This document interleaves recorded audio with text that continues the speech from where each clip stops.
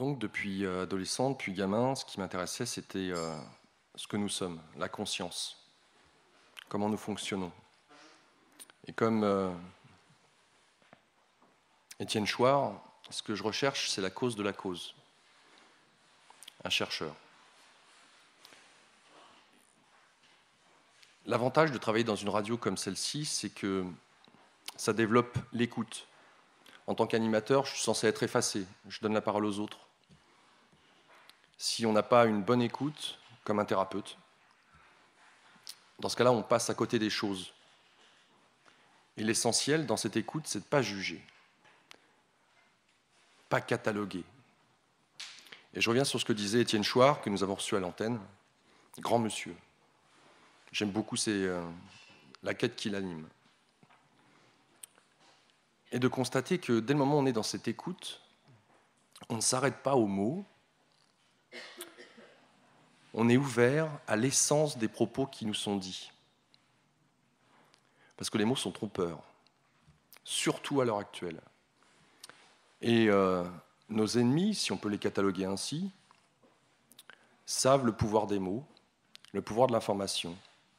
Encore faut-il savoir vraiment qui on combat et quelles sont les règles du jeu, quels sont les outils qu'ils utilisent. Dès le moment où on est dans cette écoute, on perçoit les choses différemment. Dès le moment où on est dans cette écoute, où on ne juge pas, on ne veut pas critiquer, on ne veut pas prendre la parole absolument sur l'autre, sous prétexte que « Ah, il a dit un mot, alors ça me fait penser à ça, il faut que je le dise, sinon je vais oublier. » Non, juste de laisser passer ça, mettre de côté, et de rester pendu aux lèvres de votre interlocuteur pour saisir l'essence de ce qu'il veut dire, au-delà des mots. Et là, on voit réellement si quelqu'un peut nous mentir ou pas. Le corps parle, le langage du corps, les expressions. Tout est un indice pour savoir si les interlocuteurs qui se trouvent en face de vous font écho à votre pensée, à votre esprit, à vos valeurs ou pas.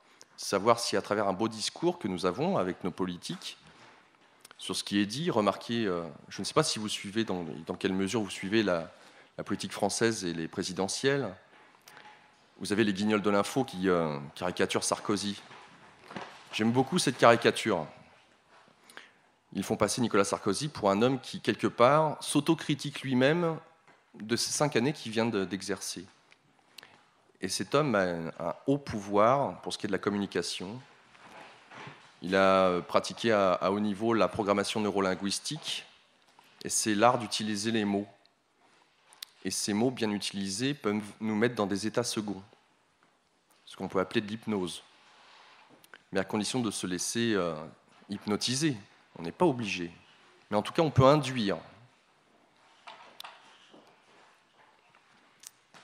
Il faut savoir, en tout cas, ce que je vais dire aujourd'hui, là, maintenant, ce ne sont que mes conclusions après 10 années passées au sein de la radio, où j'ai eu cette chance d'aborder toutes sortes de thèmes, de sujets, l'économie avec Pierre Jovanovic, la politique, la parapsychologie, les phénomènes ovnis, la métaphysique, le pouvoir de la conscience, de l'inconscient, toutes ces questions-là. Et donc je me suis fait forcément, on va dire que je me suis fait mon puzzle, et j'en apprends continuellement. Et ce que j'aimerais que vous reteniez, ce que je vais dire maintenant, c'est que tout n'est pas blanc ou noir. La palette est très vaste, très large. Il ne s'agit pas d'entrer dans le côté manichéen. Et dans ce sens-là, j'abonde dans le sens d'Étienne Chouard, quand il vous expliquait un petit peu ce qu'il pensait de la démocratie, comment on pouvait l'appliquer. C'est important parce que, pour ma part, je reçois toutes sortes d'avis, je vois de tout, de tout. Et si je veux retirer l'essence des choses, il faut que je fasse ce calme intérieur, il ne faut pas que je catalogue, il ne faut pas que je sois partisan. Et s'il y a bien une chose qu'a compris le pouvoir, c'est diviser pour mieux régner. Je ne sais pas si vous avez vu, et peut-être plus les jeunes que... Enfin, ça dépend des générations, quoique, ça peut parler à tout le monde, Le Seigneur des Anneaux, de Tolkien. Il y a Gandalf le Gris, et son maître est censé être Saruman le Blanc, des sorciers, des mages. On peut se dire, ouais, mais c'est du cinéma. Non, de mon point de vue, de ce que j'ai découvert, c'est que nous vivons une bataille, qui n'en est pas réellement une, je viendrai plus tard, entre le bien et le mal. Mais comme je viens de vous le dire, c'est pas blanc ou noir. On va dire que depuis la nuit des temps, ce que j'ai découvert dans mes recherches, c'est que ce qu'on peut voir dans les films hollywoodiens, dans les heroic fantasy, dans peut-être certaines cultures sur le druidisme, les Amérindiens, l'animisme, tout ça existe bel et bien. C'est ce que j'ai découvert. Les esprits existent, on communique, les énergies existent. L'énergie, c'est quoi? C'est de l'information. Qu'est-ce que la matière? Aujourd'hui, on sait que c'est de l'information, une onde, voire une particule. On ne sait pas très bien, on rejoint la physique quantique. Donc ça nous amène à cette question, qu'est-ce que nous sommes? Ceux qui ont le pouvoir c'est quoi? C'est le savoir. Le savoir c'est quoi? C'est de l'information. L'information c'est quoi? C'est de l'énergie. Et tout est énergie. Soit vous savez capter cette information en faisant silence en vous pour en retenir l'essence, soit vous passez à côté de quelque chose. Soit vous séparez, vous fragmentez, dans ce cas-là vous passez à côté de quelque chose, soit vous êtes ouvert à tous les possibles. Tout ce qui peut exister, voire ne pas exister. Donc le pouvoir, lui, a connaissance de tout ça, de ce qu'est réellement le monde, l'information et le pouvoir de la conscience sur la matière. Hollywood, un formidable outil de propagande s'il en est. Et Hollywood, ça veut dire quoi? Le bois sacré. Le bois sacré, ça peut faire référence à quoi? Par exemple, à l'iboga. L'iboga, en Afrique, est un bois sacré qui amène à des états de conscience modifiés, qui nous fait voir ou percevoir autrement la réalité. On peut rentrer en communication avec des esprits, des entités. Pareil avec les Amérindiens, avec l'ayahuasca. Ces plantes, quelles qu'elles soient, nous amènent à des états modifiés de conscience, qui nous font voir plus grand que de ce que nous sommes, de ce que nous pensons qu'est la réalité. Et ces gens de pouvoir, depuis des temps immémoriaux, Sumer, l'Égypte, entre autres, avec les Templiers, les Cathares, je vous donne comme ça des fils conducteurs que vous pouvez approfondir si vous le souhaitez, ont développé et compris comment fonctionnait le monde et le pouvoir que nous avons tous à travers notre conscience, notre pouvoir créateur. Parce que dès le moment où on est dans ces états modifiés de conscience, on se rend compte, par l'expérience, du pouvoir que l'on a. Et à quel point nos pensées, nos émotions créent ce qui nous entoure. Et Hollywood, le bois sacré, joue un petit peu, Walt Disney d'ailleurs aussi, en essayant de glisser comme ça, à travers ses productions, des messages qui parlent à tout le monde, au niveau inconscient. Pourquoi? Parce qu'on parle avec des archétypes, des symboles, des mythes universels, dans lesquels tout le monde peut se retrouver. C'est pour ça que, par exemple, Matrix est un film qui parle à tout le monde, plus ou moins. On sent qu'il y a quelque chose d'important, sans pour autant forcément saisir quoi, comment. Donc le pouvoir en place, l'oligarchie, a conscience de tout ça et utilise ces forces-là. Parce que tout est force. Les nombres, une table. Je vous renvoie à un livre magnifique. Je vais recevoir vendredi prochain Maxence Laillé, qui est journaliste scientifique, et qui a écrit un livre qui s'appelle « L'énergie secrète de l'univers ». Formidable livre, magnifique. C'est une très belle compilation qui essaye d'expliquer ce qu'est cette énergie, cette information. Et il part de la médecine chinoise, qui, elle, est vieille de plus de 5000 ans, comme celle qui est pratiquée en Inde. Qu'est-ce que sont les méridiens? Comment marche l'acupuncture? Il part de ce principe-là. Qu'est-ce que l'énergie? Et à travers ce livre, on va aborder des questions, on va aller sur la physique quantique, on va aller sur la mémoire de l'eau, qu'a pu développer un peu Benveniste, mais beaucoup plus maintenant d'autres acteurs, et de se rendre compte que nous sommes en interaction continuellement avec tout ce qui se passe, tout notre environnement. Je vous disais que tout est énergie. On a par exemple au Japon le Feng Shui. Le Feng Shui, c'est quoi? C'est l'art d'agencer les ondes de forme. C'est-à-dire que dans une pièce, un triangle, un carré, un rond, aura une influence inconsciente sur nous tous. Et en fonction de comment sont agencées les choses, cela va nous donner une sorte d'interaction avec nous, consciemment ou pas.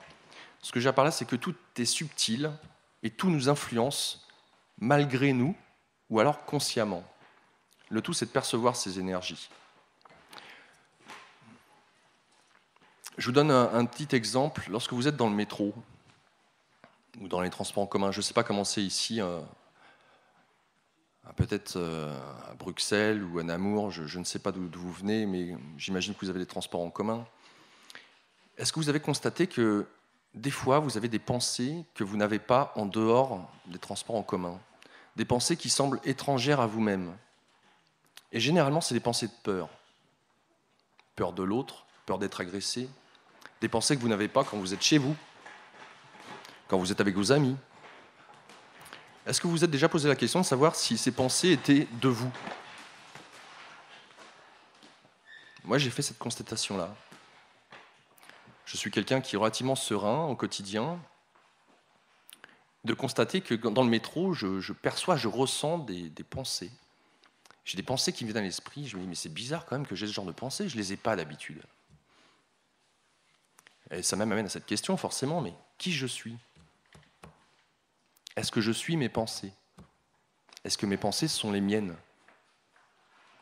Est-ce que ce qui vous anime, partisans, militants, est-ce que ces pensées sont les vôtres? Est-ce que vous êtes influencé? Est-ce que vous êtes conditionné? De réfléchir un petit peu à ce genre d'événement, de ce qui vous arrive dans votre quotidien, avec votre compagnon, votre compagne, vos amis. Des pensées qui sont en apparence les vôtres. Sont-elles réellement les vôtres? Je vais faire un petit bond d'un point de vue scientifique. Je vais parler d'astronomie. À l'heure actuelle, je ne sais pas si les différents intervenants jusqu'à maintenant ont eu l'occasion de parler, il se passe des choses très intéressantes d'un point de vue astronomique. Le système solaire, donc, se trouve dans la Voie lactée, notre galaxie, et vous savez que notre galaxie, c'est comme deux soucoupes qui sont posées l'une sur l'autre. Et le noyau, donc, serait le centre de la galaxie, avec, d'après les astrophysiciens, un trou noir. Sauf qu'on ne sait pas ce que c'est exactement un trou noir. On sait qu'il y a une densité qui est très forte. Certains sont partisans que cette densité attire tout et avale toutes sortes de matières. Puis il y en a d'autres qui pensent que du trou noir est expulsé de l'énergie et de la matière, et que c'est des trous noirs que sont créés les galaxies. Notre système solaire, qui se trouve sur une des branches de la Voie lactée, fait le tour donc de la Voie lactée en plusieurs millions d'années. Mais il y a quelque chose d'intéressant, c'est que non seulement on fait le tour de la Voie lactée, du centre de la galaxie, mais en même temps on fait le tour d'une manière ondulatoire. On monte, on descend, et à chaque fois on traverse le plan de l'écliptique de la Voie lactée. Le plan de l'écliptique, c'est quoi? C'est quand vous prenez vraiment de profil ces deux soucoupes, vous les associez, ça c'est le plan de l'écliptique de la Voie lactée. Et il s'avère des fois que notre système solaire est en dessous, traverse ce plan de l'écliptique, se retrouve au-dessus, et ainsi de suite. Et il y a des cycles, bien connus dans toutes les grandes traditions. Les Indiens parlent de Maya, de l'illusion, en parlant de notre réalité d'ailleurs, et disent que nous sommes dans le Kali Yuga, l'âge sombre, et que nous allons vers l'âge d'or. Et cet âge-là, on peut le retrouver dans le côté un peu New Age, avec, on va quitter finalement l'ère des poissons, qui ont duré un peu plus de 2000 ans, pour entrer dans l'ère des Verseaux, qu'on dit un âge d'or, un âge de spiritualité. Je ne parle pas de dogme, mais je ne parle pas de religion. Parce que la spiritualité, on va parler de conscience, justement. C'est bien de ça dont il s'agit. Ce que nous vivons à l'heure actuelle sur cette Terre, ce n'est pas tant une crise politique, ce n'est pas tant une crise économique, c'est une crise systémique. Nous sommes en crise à l'intérieur de nous-mêmes. Je reviens sur l'astronomie de ce qui est en train de se passer.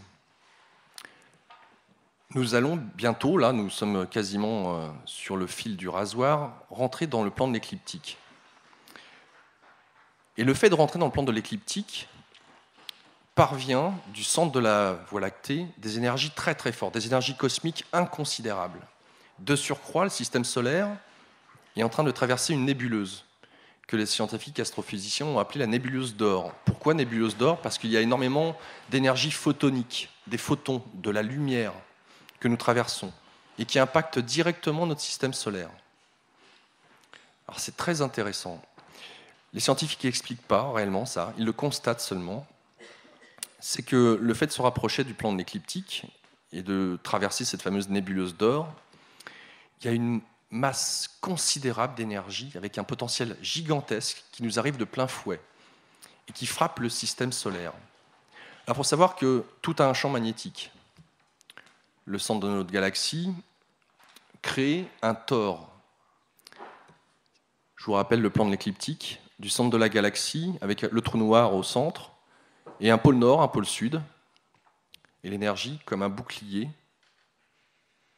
passe sur les côtés et revient par en dessous. Et ça crée comme une espèce de donut. Vous voyez ce que c'est, le gâteau en question américain, là, avec un trou au milieu. Et c'est ce qu'on appelle un tore. C'est un bouclier énergétique, électromagnétique. Et notre Soleil crée lui-même un tore. Et on appelle ça l'héliosphère. C'est un bouclier protecteur qui protège tout notre système solaire des énergies cosmiques, et notamment photoniques, gamma et autres.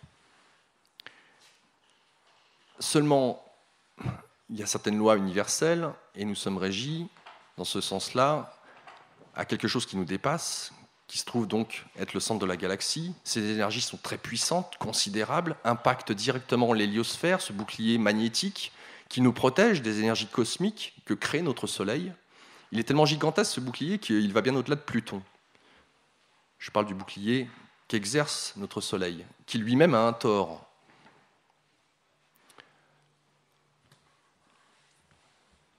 Ce qu'on a pu constater, c'est que les planètes du système solaire, non seulement se réchauffent, mais en plus s'illuminent, ont plus de luminosité. Intéressant. Intéressant pourquoi ?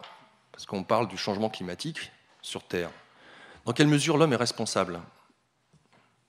C'est une question qu'on se pose, en tout cas que je me pose. Je ne vous dirai pas qu'on n'est pas responsable, on y est certainement dans une certaine mesure.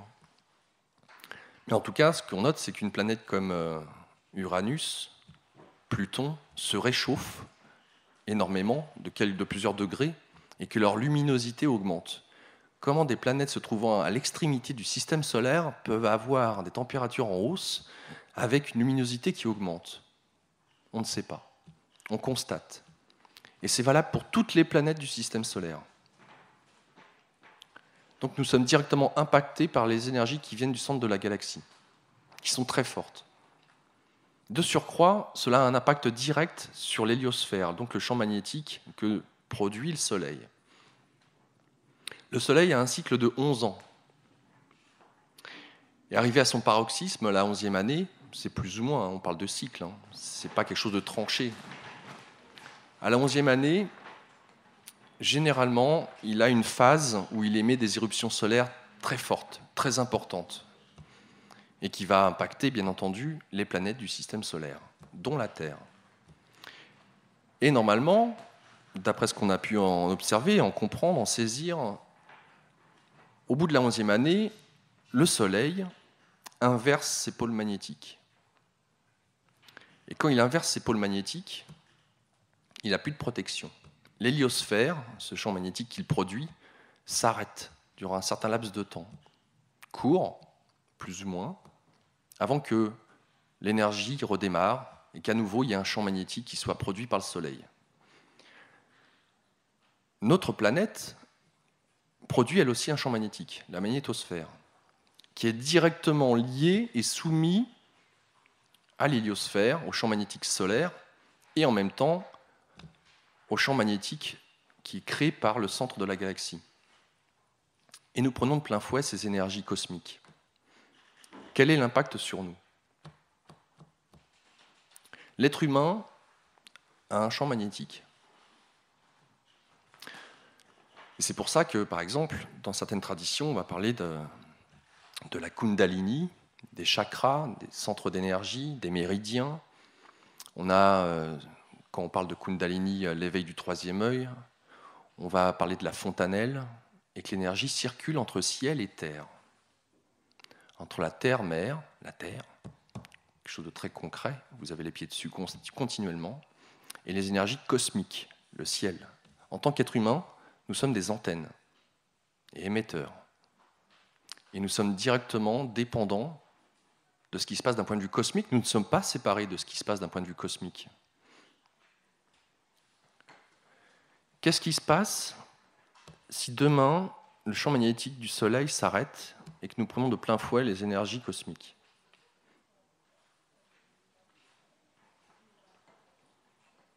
Dans quelle mesure ça va impacter notre champ magnétique en tant qu'être humain?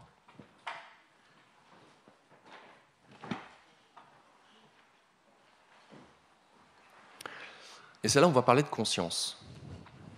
Parce que le pouvoir en place, il sait tout ça.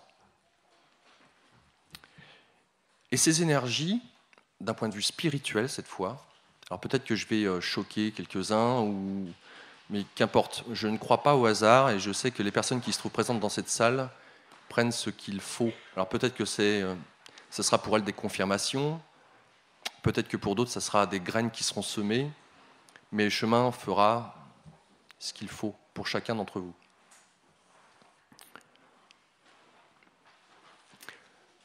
Lorsque nous sommes à l'état d'éveil, là, comme nous sommes là, présentement, alors je trouve ça très marrant, nous avons en grande partie le cerveau gauche qui fonctionne. Le cerveau gauche, c'est tout ce qui gère, cadre, c'est la raison, le mental. Le cerveau droit, lui, est caractérisé par tout ce qui a trait au domaine de l'intuition, du ressenti, de l'émotionnel, de la créativité. Et la plupart de la journée, c'est le cerveau gauche qui fonctionne. Et vous savez comment on appelle cet état-là? Les ondes qui caractérisent cet état-là, c'est les ondes bêta. J'aime beaucoup le terme. Nous sommes en ondes bêta toute la journée, en tout cas en grande partie. Nous fonctionnons avec notre mental. Nous cataloguons, nous séparons, nous fragmentons, nous jugeons. Il y a un autre état de conscience qui se fait notamment lorsque vous êtes proche du sommeil ou en méditation, petit exercice qu'on a fait tout à l'heure. Là, c'est la partie droite de votre cerveau qui prend le relais, ce qu'on pourrait qualifier aussi peut-être de l'inconscient. Qu'est-ce que l'inconscient? On ne sait pas très bien finalement. Peut-être que l'inconscient, c'est l'union du cerveau droit et du cerveau gauche. Mais pas seulement. C'est un autre débat. Lorsque vous êtes dans cette phase juste avant le sommeil, il y a des images qui viennent à vous. Et les ondes cérébrales, si on prenait des mesures qui vous caractérisent à ce moment-là, c'est les ondes alpha. Et dans ces états-là, vous êtes beaucoup plus intuitif. Vous pouvez tirer des réponses à vos questions.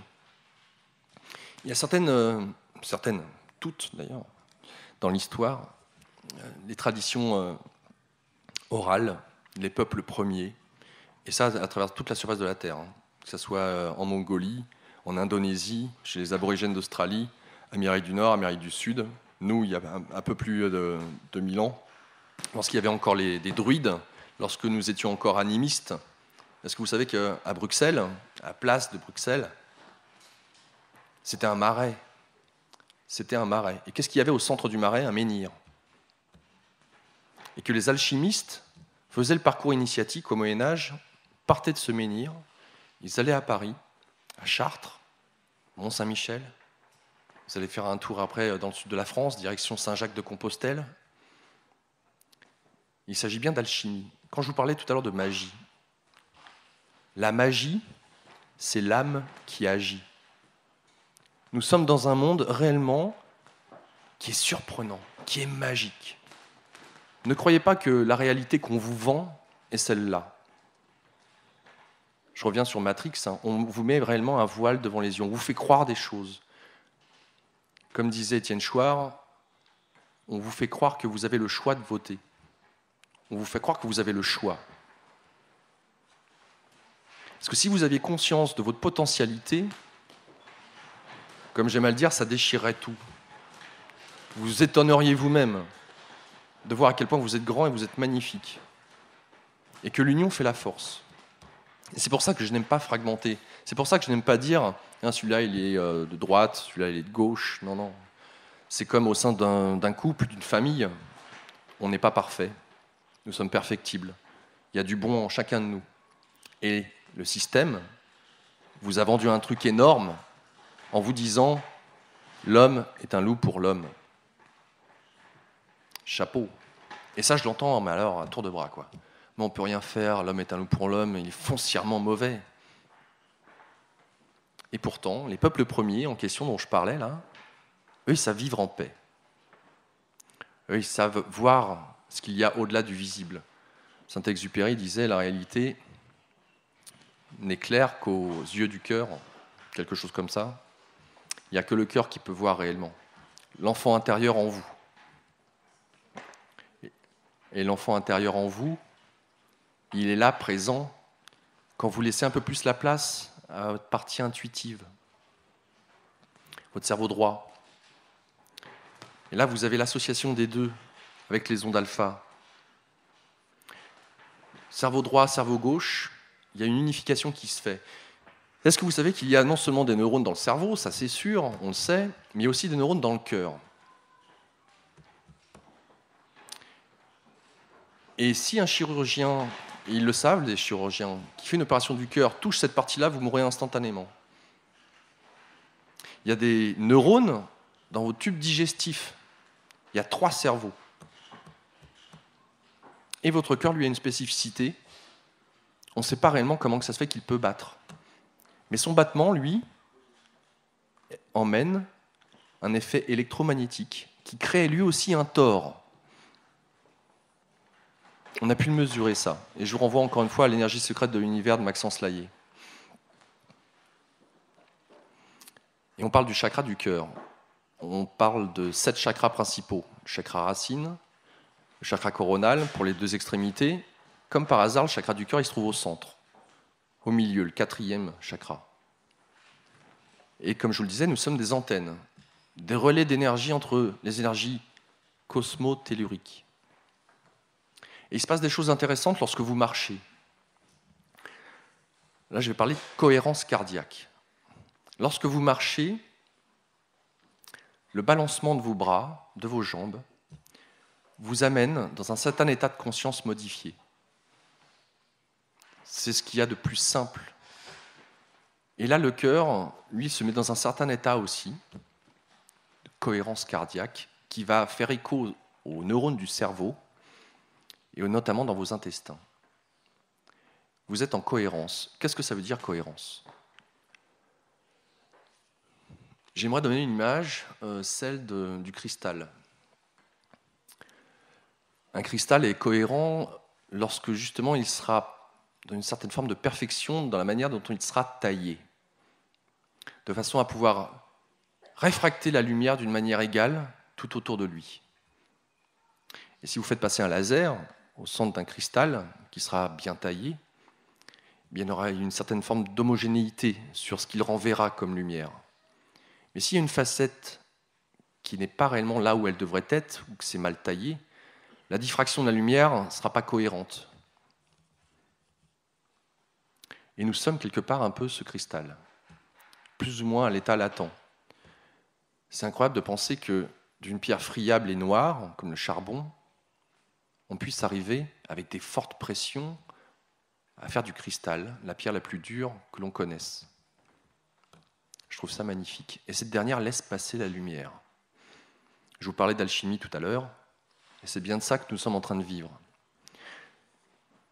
Ces énergies cosmiques, solaires, ont un impact direct sur nos états d'être, notre état de conscience. Et c'est justement cette fameuse nébuleuse d'or, des photons en très grande quantité que nous traversons, la lumière. Nous traversons une nébuleuse qui a une forte quantité de lumière. Est-ce que cela aurait un impact sur nous? Est-ce que cela aurait un impact sur notre état de conscience, sur la manière de percevoir le monde? Moi, c'est une question que je me pose continuellement, et je constate quelque chose, c'est que le système fait en sorte de vous couper de vous-même. Lui, la connaissance, à mon sens, du pouvoir créateur qui est en vous, de ce que vous pouvez réellement accomplir, de comment vous pouvez manipuler l'énergie. Et le seul moyen de pouvoir connecter cette énergie, c'est votre corps. Cette antenne. Et pour savoir ce qui est bon pour vous ou pas dans la vie, le corps est la porte d'entrée pour savoir si ça c'est bon pour moi, ici et maintenant, ou si ça ne l'est pas. Pour moi, pas pour les autres, pour moi. Votre vérité, c'est votre vérité, ça ne sera pas forcément celle d'autrui.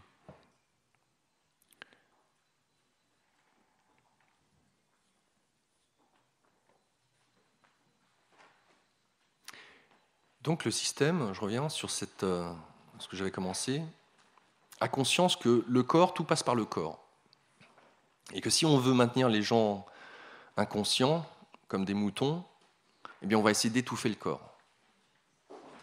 Et regardez ce que vous avez à manger dans vos assiettes. Je vous parlais des 3 cerveaux, des neurones dans vos estomacs.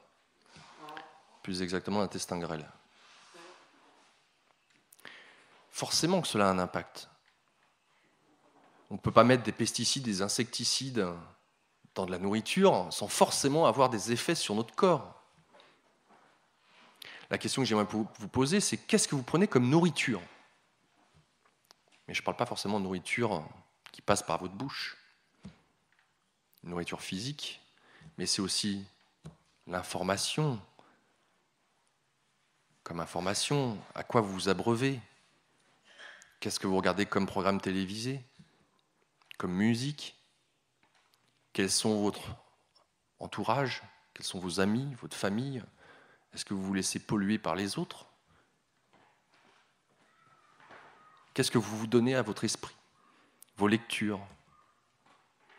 Tout ça a un impact, tout ça, ça nourrit. Je regarde à la radio, j'ai une chance incroyable. Tous les jours, j'ai un thérapeute en face de moi, ou un chercheur, un homme, une femme que je trouve incroyable parce qu'il a réussi à mettre en œuvre. Et j'en vois des centaines, ça fait 10 ans que je suis dans cette radio, et je me dis, ouais, mais ça existe, c'est incroyable, c'est super, c'est magnifique. Et ces gens-là, ils me nourrissent quand je les interviewe pendant 1h30. Pendant 1h30, j'arrête le mental, là, quick, je coupe et j'écoute. Je ne juge pas, je cherche à comprendre. C'est magnifique. 1h30 de méditation tous les jours. C'est ça que j'appelle la méditation. C'est ce dont vous vous nourrissez, ce que vous apportez à votre âme. On est tous des enfants. Et votre enfant, il a besoin de s'exprimer. Je renvoie au Petit Prince de Saint-Exupéry, ou encore à L'Alchimiste de Paulo Coelho, ou de Conversation avec Dieu de Neale Donald Walsch, pour ceux qui ne connaissent pas. Qu'est-ce que vous vous donnez comme nourriture? Est-ce que vous savez relativiser? Est-ce que vous aimez être dans la nature? Est-ce que vous aimez être dans la discussion, pas dans le débat, débattre? Même notre vocabulaire n'est pas, est révélateur quelque part en même temps, dans l'énergie dans laquelle nous nous mettons. Il n'y a pas à débattre, il y a juste à partager. Et de nous nourrir les uns les autres à travers nos différences. Avec les élections présidentielles, le système, l'oligarchie, a compris que le but du jeu, c'était de détourner justement le centre d'intérêt sur eux, les finances, ce qui se passe, les grandes multinationales, les OGM, pharmacologie et autres. Donc on axe sur l'ennemi, ça va être le blanc, le noir, l'arabe, Puis au-delà de ça, ça sera les différentes religions. Sur les Verts, les déverts sont devenus un parti politique. Comme si l'écologie devait revêtir un parti politique. Donc on s'amuse. Et puis finalement, plus on cherche à sauver entre guillemets le système avec les règles du système, eh bien, on est coulé. On se coule soi-même, on s'auto-sabote en pensant vouloir bien faire. Parce que le système vous invite tout le temps à être dans la confrontation. Tout le temps. La preuve, enfin en tout cas en France, mais vu que vous avez nos programmes télé, je ne sais pas dans quelle mesure vous les regardez, avec les émissions du genre Secret Story. J'adore.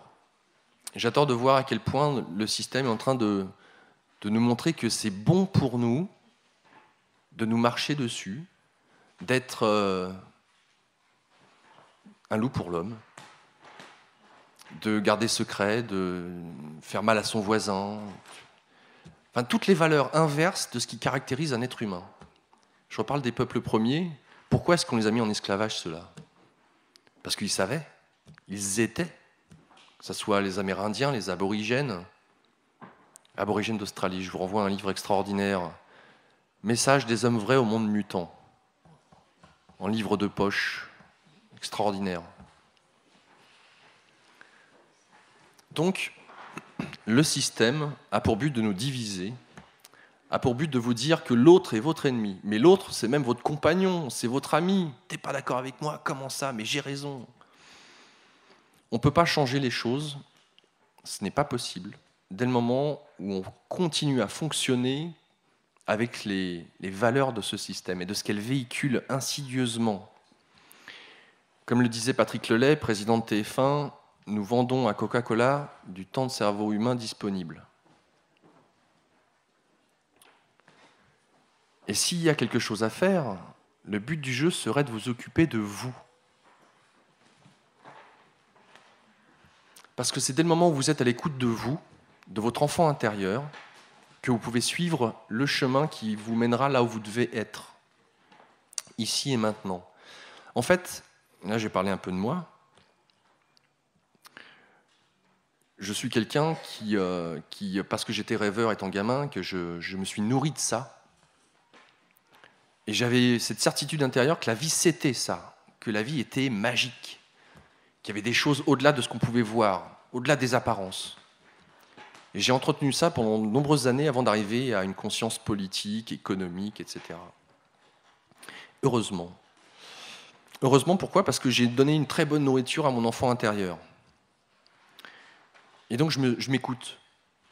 Je sais m'écouter. Même si j'ai grandi dans une famille où ces choses-là m'intéressaient pas vraiment, où j'étais un peu atypique, un peu le mouton noir. D'ailleurs, j'ai fait des études artistiques, donc pas quelque chose de très concret. C'est pas avec l'art qu'on va vivre. Mais bon, j'ai eu au moins cette chance, c'est que ma famille m'a dit « fais ce que tu veux ». Donc j'ai fait ce que je voulais. Et lorsque j'avais la vingtaine, je me suis cherché, je me suis dit « mais qu'est-ce que je peux faire? J'ai des choses en moi que j'aimerais exploiter, mais par rapport à ce que me propose le système, ça ne m'intéresse pas. Je ne peux pas vivre en étant dans une entreprise à faire quelque chose de répétitif et à m'emmerder et à essayer de pallier avec des petits trucs à côté. Je n'ai pas envie de vivre ça. Ce n'est pas ça qui m'intéresse. J'ai envie d'aller à l'essentiel des choses. La conscience de ce que je suis, d'exprimer mon être, tout simplement. Et dans ce sens-là, j'avais pris une feuille, un petit exercice, et je ne sais pas où ce que vous en êtes avec vous-même, mais qui peut peut-être vous aider.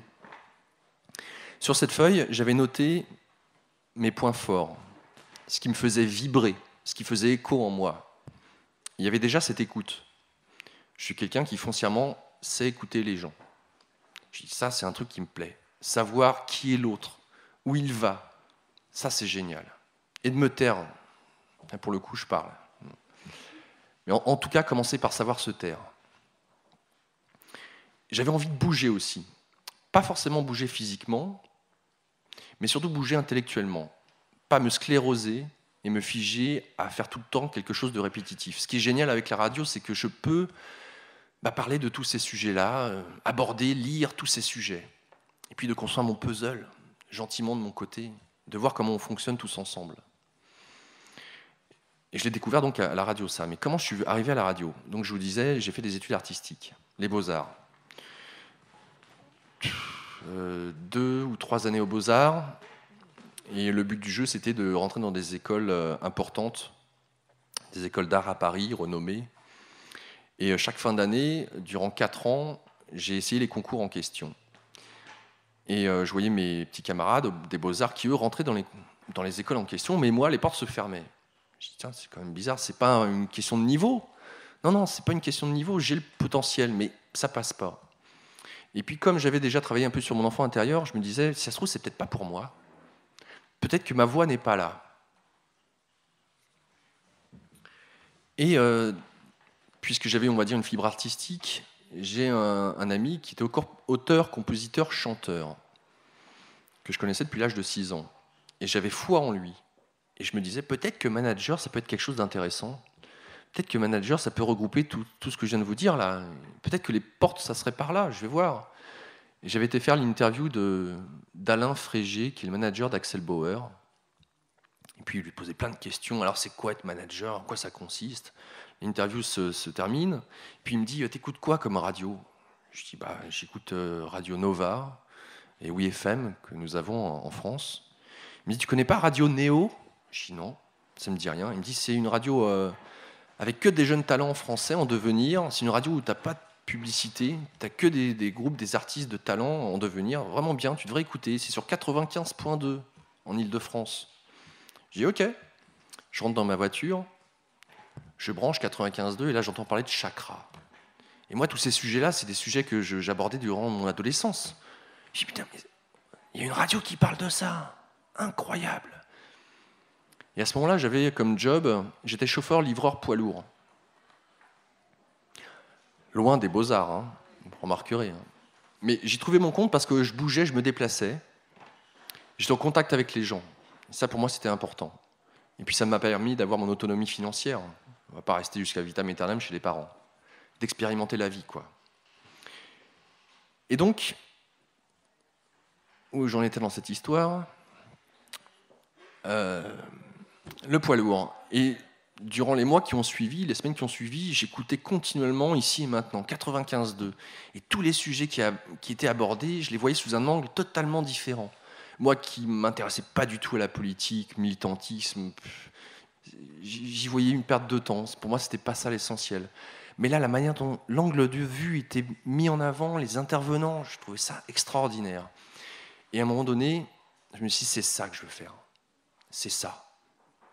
Je veux être animateur radio dans cette radio. Pas une autre, hein, cette radio. Et je me suis dit, bon, alors, il va falloir que je me fasse licencier. Parce que ma boîte ne licenciait pas. C'était soit démission, ou alors il fallait vraiment faire une faute grave. Mais pour moi, c'était une évidence que c'était cette radio. Je me suis fait licencier avant même d'avoir été à la radio en disant « Est-ce que vous voulez bien de moi ?» Je ne sais pas comment j'ai fait, mais à la rigueur qu'importe, parce que la vie, quand vous êtes à l'écoute de votre enfant intérieur, elle vous sert le tapis rouge.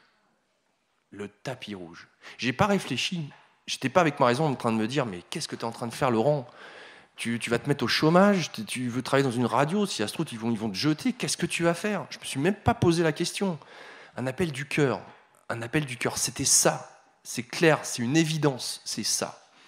Et toute la nourriture que j'ai pu avoir durant mon adolescence, le côté magique, j'étais persuadé que c'était comme ça. J'en avais une certitude intérieure, la foi. La foi que l'univers fonctionne avec certaines lois bien spécifiques et que quand on comprend ces lois, toutes les choses deviennent très simples. Simples. Il n'y a rien de compliqué. Donc je me suis fait licencier. Ne me demandez pas comment, je ne sais pas, mais mon employeur m'a dit « Ok, chouette, vous pouvez toucher les assédiques, avoir une certaine forme de sécurité financière. Et par contre, mon entourage, lui, mes parents, t'es fou, mais t'es complètement cinglé. Je gagne relativement bien ma vie.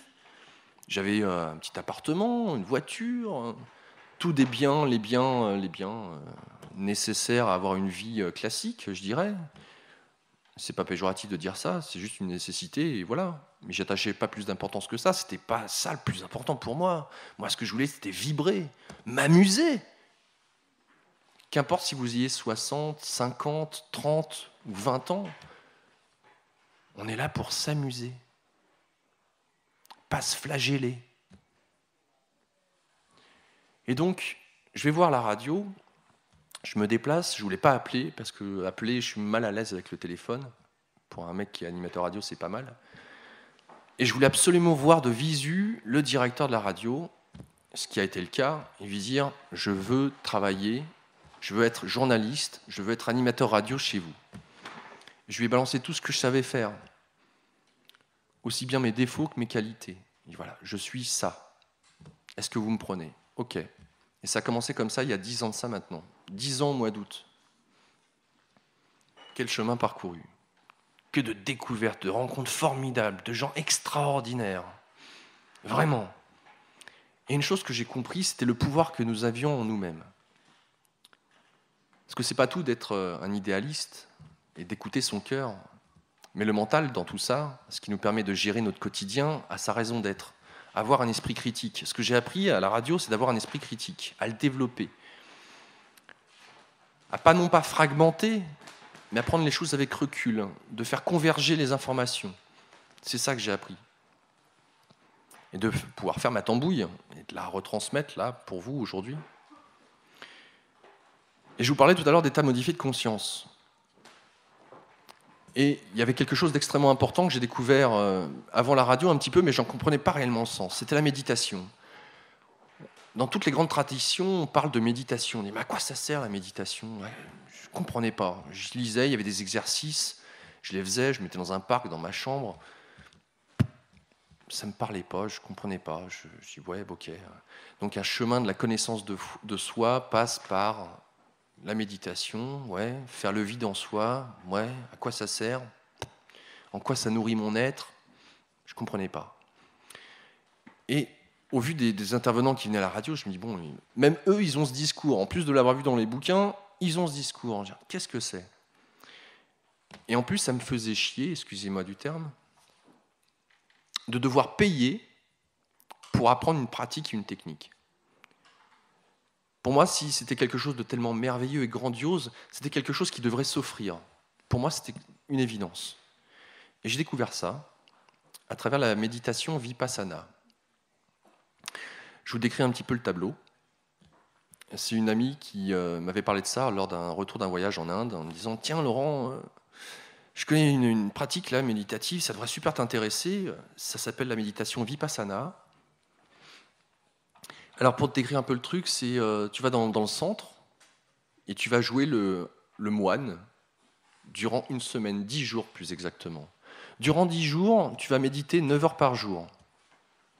Durant 10 jours, tu vas manger végétarien, pas d'alcool, pas de cigarette, rien de tout ça. Et tu vas apprendre une technique. Et cette technique, elle te sera donnée petit à petit au fil des 10 jours. Et à la fin des 10 jours, tu auras la totalité de la technique. Et je suis un peu guerrier dans l'esprit. C'est-à-dire que quand je décide de faire quelque chose, j'y vais à fond, sinon je ne le fais pas. Ou alors je dis à la personne, si ce n'est pas moi qui décide, bon, je le fais, mais je te préviens, je ne suis pas emballé, quoi. Donc tu n'attends pas forcément un résultat extraordinaire. Mais là, au vu de ce que j'avais pu lire et entendre, je me disais, bon, je vais le faire. Je vais le faire, mais je vais le faire à fond.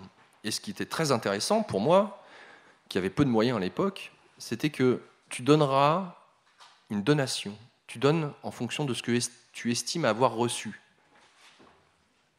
Ok, super. Si j'estime que ça ne m'a rien apporté, je ne donne rien. En plus, je n'ai pas de moyens, donc c'est très bien. Tu peux donner ce que tu veux à la fin des 10 jours. Je pars, je fais ces séances, et au bout du 3e jour, il y a quelque chose de bizarre qui commence à se passer. Je me réveille un matin, et devant les yeux, superposée à ma vue, une grille kaléidoscopique, aux couleurs de l'arc-en-ciel, un peu comme des nids d'abeilles. Sauf que c'était tellement près, vous savez, lorsque vous lisez un livre et que vous approchez vraiment très près des yeux, vous distinguez les lettres, mais c'est flou, vous ne pouvez pas ajuster les yeux. C'est ça que je percevais. je voyais quelque chose devant mes yeux. Je dis, tiens, c'est bizarre. À chaque fois que je bouge le regard, et puis quand je ferme les yeux, c'est là, c'est présent. Mais je distinguais que c'était comme des nids d'abeilles, couleur kaléidoscopique comme ça, arc-en-ciel. Et je me suis dit, oh là, qu'est-ce qu'ils ont mis dans la nourriture? Je suis dans une secte. Sans compter qu'au début, je disais des paroles en sanskrit. Il y avait la traduction, mais bon, c'est une méditation qui nous vient d'Inde. J'ai appris par la suite d'où ça venait. Je vous le dirai à la fin. Donc je vois ça devant mes yeux et je me dis, bon, c'est quand même particulier, quoi. Et toute la journée comme ça, avec ça devant les yeux. Je me dis, putain, c'est pas normal. Et je me dis, bon, demain, j'irai voir l'enseignant et je lui poserai la question de savoir si ce que je vois là, c'est naturel, si c'est normal. Je m'inquiétais un petit peu. Puis le lendemain, je prends rendez-vous avec l'enseignant à midi. Puis je vais voir l'enseignant et je lui dis, bah voilà, j'ai quelque chose devant les yeux là, je ne sais pas ce que c'est, mais ça m'inquiète un peu, je trouve ça bizarre. Je lui explique. Qu'est-ce qu'il fait? Il se met à rire. Il dit, ah, c'est bien, continue. Il faut dire que j'étais assidu. Encore une fois, je le fais à fond. Je voulais vraiment voir si la méditation pouvait m'apporter quelque chose. Donc bon, il me dit que c'est bien, ok. Je me couche. Et puis on est réveillé le lendemain, comme tous les jours, par un gong. Un joli gong, à 4 heures du matin. Et il y a une pensée qui me traverse au moment où j'entends le gong, où je sors de mon sommeil. Il y a une pensée qui me traverse l'esprit. Cette pensée, c'est « Oh non, pas encore ». Et au moment où j'ai cette pensée, mon corps est pris de spasmes. Et quand je dis de spasmes, c'est comme si j'étais branché sur du 220 volts. Et ça me fait un choc énorme. Et dès le moment où la pensée s'arrête, la sensation s'arrête. Je dis waouh! Et de surcroît, devant mes yeux, toujours ce côté kaléidoscopique, ce nid d'abeilles. Je dis voilà, là c'est quelque chose d'important. Et quand j'avais une pensée, qu'importe la nature de la pensée, qu'elle soit positive ou négative, j'avais mon corps qui était parcouru par du 220 volts. Et c'était tellement insoutenable que pour arrêter ça, j'étais obligé d'arrêter de penser. Et donc les jours qui ont suivi, ça devait être au 4e jour, moins je pensais et mieux j'étais. Et il y a aussi une autre surprise, c'est que vu qu'il m'était difficile de penser, j'ai fait plusieurs constatations. La première, c'est que dans mon esprit, dans notre esprit, apparemment c'est comme ça que j'en ai conclu, c'est que nous fonctionnons tous comme ça. Nous avons une pensée, la pensée génère une émotion, l'émotion va être traduite physiologiquement et va aller activer dans le corps certaines glandes, certains organes. Et selon la nature de la pensée, il y a un épicentre quelque part, vous savez, comme un séisme. Il y a un épicentre, et puis comme par vague, ça se propage tout au long du corps. Et en fonction de la nature de la pensée, l'épicentre change. Mais c'est bien dans cet ordre-là. Pensée, émotion, et l'émotion génère une réaction biologique, physiologique. Ça, c'était la première constatation. La deuxième constatation, c'est que, puisque j'étais le plus souvent possible dans cet état de non-pensée, moi qui ai tendance à avoir un intellect qui bouge pas mal, eh bien, je me concentrais sur l'instant présent. Et qu'est-ce que je découvrais? Eh bien, que la nourriture avait des goûts et des saveurs que je redécouvrais, que le fait de marcher, je sentais d'autant plus mon corps, des sensations que je ne ressentais pas avant, qui étaient toujours là, mais parce qu'il y a ce vélo dans la tête, cette boucle tout le temps, continuellement, qui essaie d'agripper des pensées, d'intellectualiser les choses, nous coupe de nous-mêmes, nous coupe de notre corps, nous coupe de ce qui est essentiel. Et d'être dans un état, j'allais dire, de paix. Une paix. Quelque chose qui est là, qui est présent, continuellement, qui est l'être. L'être, ce que nous sommes réellement en essence. Au-delà de la pensée. Descartes disait « Je pense donc, je suis ».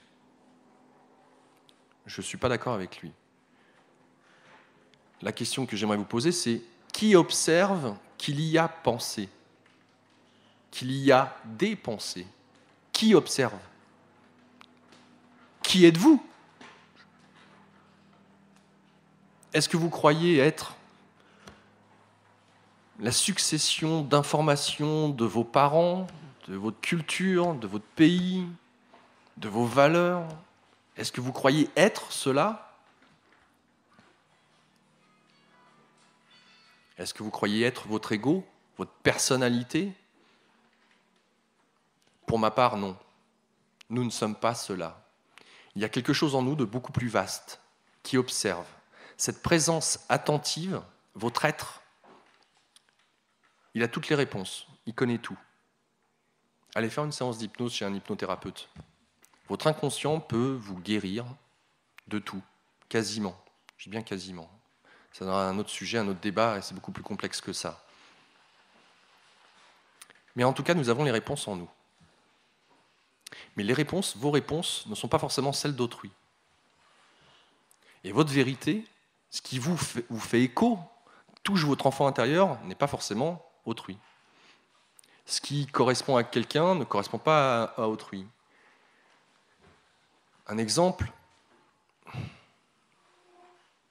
une peur, quelle qu'elle soit, peur de parler en public.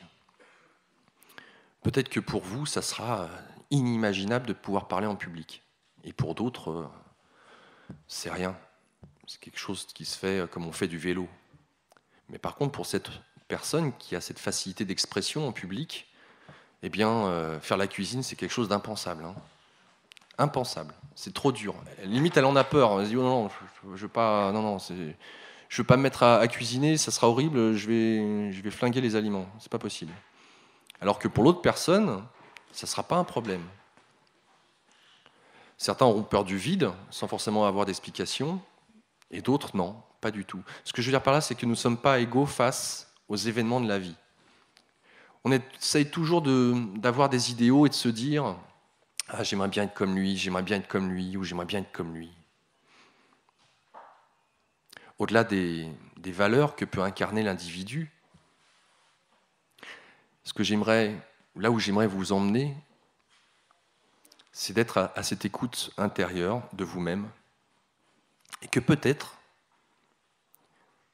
que vous pouvez avoir des envies de votre petit moi, de votre petit ego qui aimerait peut-être gagner au loto, dire oh oui c'est génial, gagner au loto, je pourrais arroser mes amis, ma famille, je pourrais changer le monde. Mais peut-être que votre âme, votre esprit, votre enfant intérieur, lui n'a pas besoin de ça. Lui, ce qu'il veut, c'est s'amuser. Et il veut surtout que vous puissiez vous positionner sur qui vous êtes. Il voudrait que vous puissiez savoir la force qui est en vous. Et comme je vous l'ai dit, je ne crois pas au hasard. Donc je sais que vous tous qui êtes là, et je sais que les événements que nous vivons d'un point de vue international, global, tous ensemble, tout est juste. Tout est à sa place. Et que cette crise systémique, cette crise spirituelle est là pour nous amener à nous transcender, à nous transmuter. Il y a Satprem.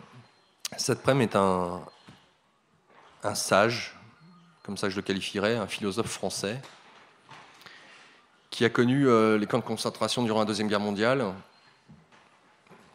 et qui, par la suite, ayant vécu une expérience de conscience modifiée, est parti en Inde, notamment à Auroville. Il a eu l'occasion là-bas de suivre les renseignements d'un maître qui s'appelait Sri Aurobindo et de mère.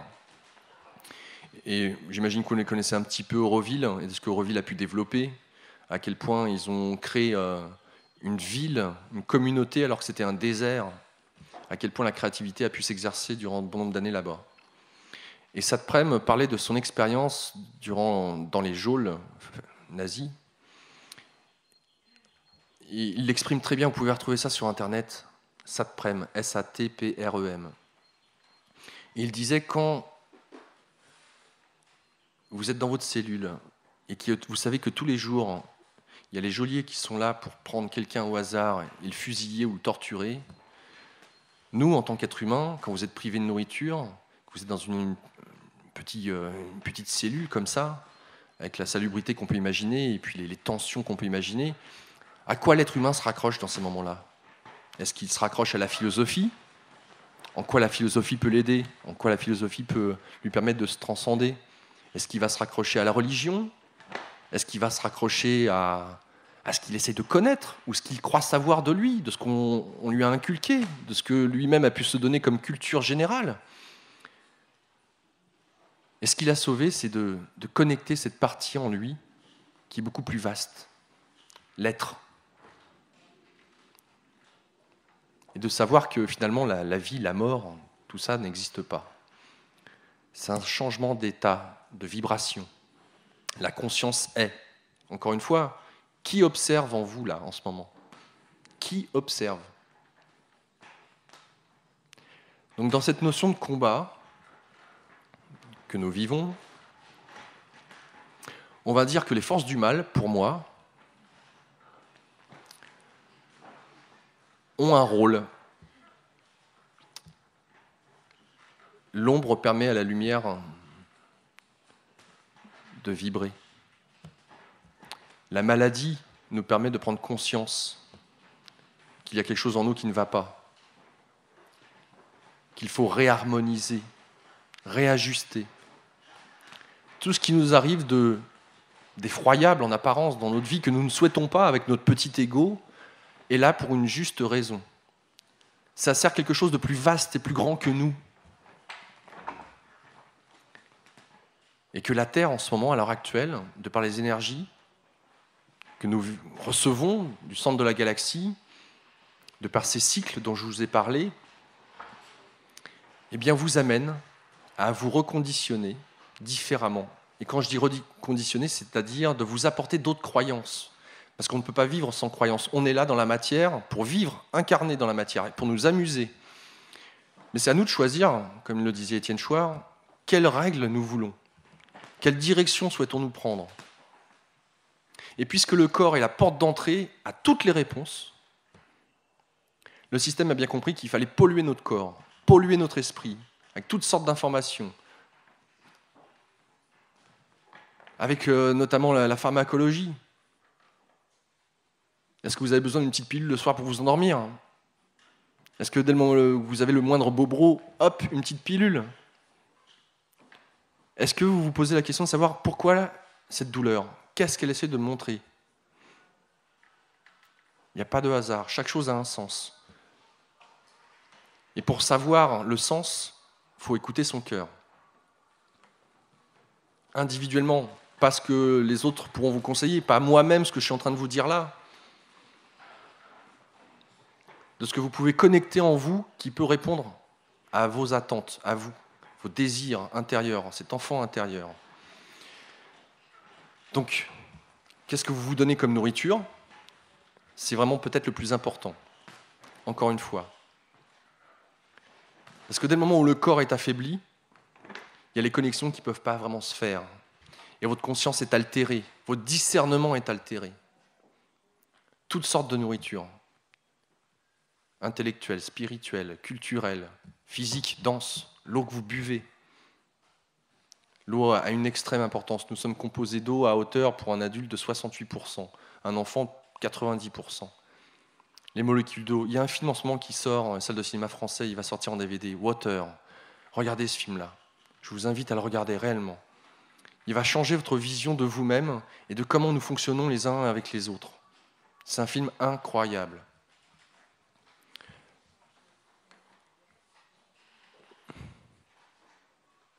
Donc le corps, la porte d'entrée pour avoir les réponses à vos questions. Et la méditation aide à cela. Pourquoi? Il y a le Dalai Lama qui a ouvert un centre aux États-Unis, justement. Le but du jeu, c'est de faire des expériences scientifiques auprès de moines tibétains, des moines confirmés, et de constater que justement la méditation amène des états modifiés de conscience, nous met en onde alpha. Et que dès le moment où on se met dans cet état vibratoire, on parle de vibration, il y a des choses qui se passent. On a beaucoup plus de recul vis-à-vis des choses, beaucoup plus de discernement. Et nous sommes moins esclaves. Esclaves de quoi? De l'extérieur. Parce que tout se trouve à l'intérieur. L'homme, de manière compulsionnelle, essaye de remplir un vide intérieur par des choses matérielles à l'extérieur. D'où la société de consommation. Et le système a bien compris ça. Tout le temps, l'insatisfaction. Tout le temps nourrir l'insatisfaction. Non seulement des autres, divisé pour mieux régner, mais non seulement de tout ce que vous pouvez consommer, de tout ce que vous pouvez peut-être espérer en vous disant « Tiens, je vais avoir ça, ça va m'apporter de la joie. » Illusion. C'est en soi que se trouve la joie. L'enfant intérieur dont je vous parlais tout à l'heure. Dès le moment où on se met dans cet état-là, de conscience modifiée, que la méditation peut apporter, le discernement apparaît. L'écoute du corps apparaît. Et forcément, si vous êtes à l'écoute du corps, vous êtes à l'écoute de vos intuitions. Les vôtres, pas les autres, les vôtres. Vous reprenez votre pouvoir en tant qu'être humain. Vous êtes créateur de votre vie. Et vous voyez l'impact directement de ce que... Alors là, ça demande de la pratique. J'ai une intuition. Moi, l'intuition était que je devais rentrer dans cette radio. C'était ça. Je n'ai pas mentalisé en me disant « Oui, mais qu'est-ce que je vais faire? J'ai pas d'argent, comment je vais gérer, etc. » Et s'ils me refusent, j'aurais pu continuer comme ça à établir des plans sur la comète et me limiter. La vie, votre intériorité, l'inconscient, il est là pour vous servir.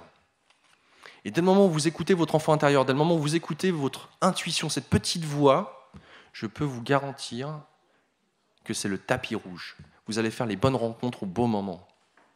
J'ai été SDF à un moment donné. Et dans cet esprit-là, j'avais le désir d'importer des bijoux en provenance d'Inde, des pierres semi-précieuses, et de les vendre sur les marchés, les festivals, etc. Et j'avais peut-être 2 mois devant moi, et dans 2 mois, j'étais à la rue. Mais je ne m'en faisais pas. Pour moi, c'était une évidence que la vie, je ne sais pas par quel moyen, je n'en sais rien, mais ça, ce n'est pas mon problème. La vie s'en charge. La vie allait m'aider pour pouvoir répondre à ce qui m'était nécessaire. Pas le superflu, nécessaire. Et dans cet esprit de vouloir créer l'importation de bijoux, etc., j'entends parler d'une nana qui était dans le 19e arrondissement à Paris, qui était en HLM, et qu'on vient d'un rendez-vous, on se parle, et je lui pose des questions sur son métier, etc. Et puis, je vois très bien qu'elle est malade, cette femme. Et effectivement, elle avait une maladie dégénérative. Pardon ? Sclérose en plaques, merci. Elle avait donc une sclérose en plaques. Et elle était dans un logement HLM. Et pour elle, c'était vital, il fallait qu'elle parte. Si elle ne quittait pas Paris, si elle ne quittait pas cette cité-là, elle crevait. Elle était certaine, demain je suis mort, donc il faut que je parte. Et je partirai dans 2 mois, le 1er janvier. J'irai en Bretagne, mais le problème c'est que c'est un logement à HLM.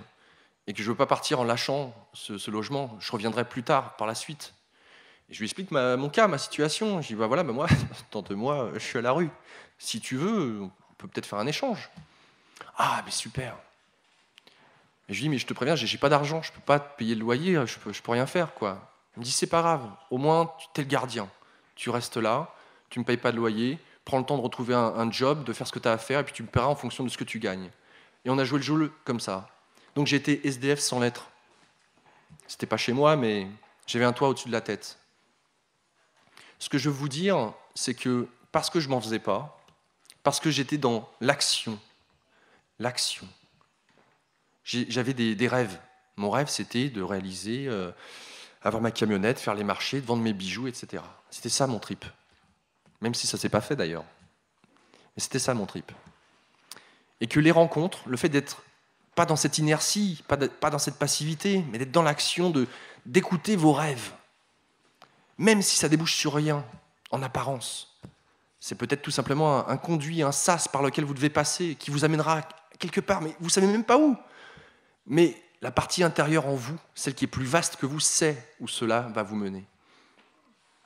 Peut-être qu'avec votre mental, vous êtes sur la route. Par exemple, je suis venu là en voiture. Je dois aller d'un point A à un point B.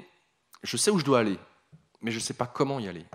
Et ça, je le découvre au fur et à mesure de la route. C'est la route qui, à un moment donné, tiens, devant moi, là, il va falloir que je prenne une courbe à droite. Mais après, ce qu'il y a, cette courbe-là, je ne sais pas, il y a une montagne, il y a des arbres, j'en sais rien. Mais je ne me pose pas la question, et normalement, je pense aussi pour vous, vous ne vous posez pas la question de savoir qu'est-ce qu'il y aura après l'arbre. Vous suivez la route, vous vous laissez porter. Et la vie, c'est ça, elle est fluide. La vie, c'est comme l'eau, c'est fluide. Regardez ce que vous faites quand vous mettez de l'eau et qu'elle n'a pas la possibilité pour elle de circuler. Elle croupit, elle meurt. C'est une eau qui n'est plus vivifiante, qui n'est pas vivante. Nous sommes identiques. L'eau, c'est la vie, on dit. Magnifique. Comportons-nous comme des molécules d'eau. Laissons-nous porter. Non pas par la raison, par le cœur. Et de voir que finalement, tous nos besoins seront satisfaits par la vie. Et que vous serez toujours là où il faut que vous soyez pour vous. Bon pour vous, pas pour les autres, pour vous. Malheureusement, ça fait plus de 2000 ans, ouais, approximativement, que nous avons, nous, dans les pays occidentaux, l'esprit judéo-chrétien. Et il a bien fait son travail de sape, je parle du dogme religieux, à savoir bannir le corps. C'est pas pour rien. Parce que, comme je vous le disais, les instances de pouvoir savent l'importance du corps. Et c'est pas pour rien qu'on a renié la femme, qu'on a renié la terre, mère, qu'on a renié le corps, tout ce qui avait trait au sexe. Parce que c'est là que tout se joue. L'énergie de vie, elle se joue là, le corps. C'est concret. Donc, 2000 ans d'esprit judéo-chrétien, où on vous a fait croire que déjà vous naissiez, pas de peau pour vous, vous naissiez pécheur.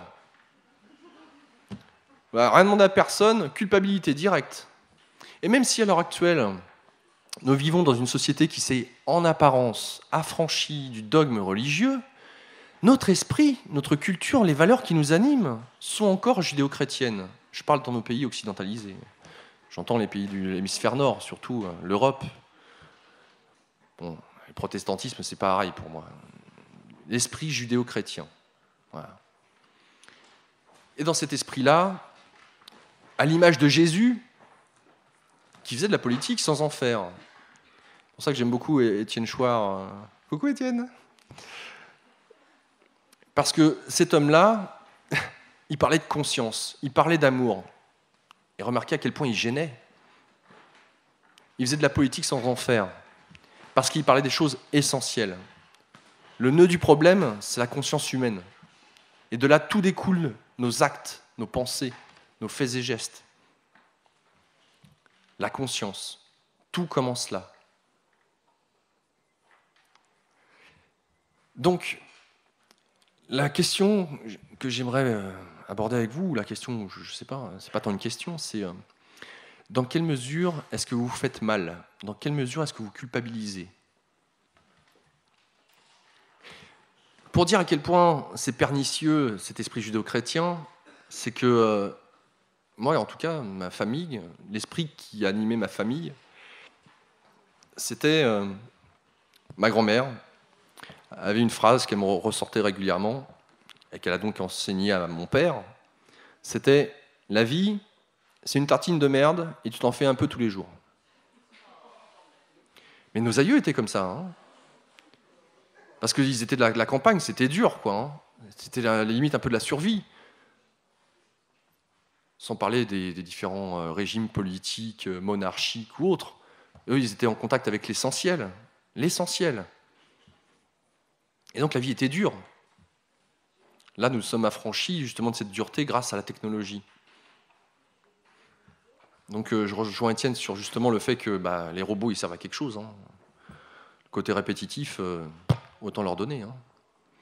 Donc, ma grand-mère disait ça à mon père, qui forcément me l'a retransmis, les fameux anathèmes. Mesdames, vous allez accoucher dans la douleur, vous allez souffrir, vous allez enfanter, vous allez perdre du sang. Dans quelle mesure, mesdames, lorsque vous avez eu vos premières règles, comment vous a considéré vos mères? Est-ce que c'était caché? Est-ce que c'était bien d'avoir ces règles? Ah, ma fille, c'est super, t'as tes règles, t'es une femme maintenant. Ou alors c'était, on n'en parle pas, surtout ne pas en parler. Ouais, bon, voilà, tu vas mettre des serviettes tous les mois, ce sera comme ça, ma fille, ouais, comme ça. Donc les mœurs évoluent, heureusement. Hein. Mais en tout cas, dans cette notion de sacrifice, Jésus est mort sur la croix pour nous. Eh bien, ça perdure dans l'esprit. Et donc, en bon chrétien que nous sommes, nous devons souffrir. Et le système a bien mis ça en place. Tu dois souffrir. Et c'est pour ça que, et je reprends les propos d'Étienne dans une de ses conférences sur Internet, c'est remarquer que c'est toujours ceux qui sont les plus endurants à la douleur qui sont au poste clé. Ceux qui arrivent le plus à mentir, à tromper. C'est eux qui sont récompensés. C'est eux qu'on met au sommet, entre guillemets, de la petite pyramide que sera l'entreprise ou autre. Ils ont une aptitude à la souffrance plus grande, et donc une aptitude à faire souffrir plus grande.